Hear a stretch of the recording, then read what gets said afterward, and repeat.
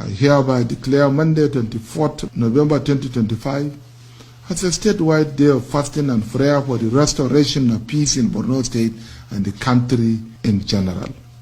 On this day, I call upon every resident of Borno State, regardless of faith, to join in prayer for the lasting peace and prosperity of our beloved state and Nigeria. Consequently, let us therefore devote ourselves to constant prayers, seeking Almighty God's mercy.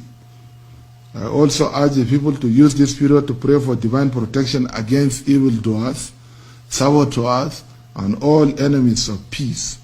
Finally, let me assure you that we will continue to invest in the welfare of our security forces, support community-based vigilance, and pursue dialogue where possible without compromising the state's integrity or the safety of our people.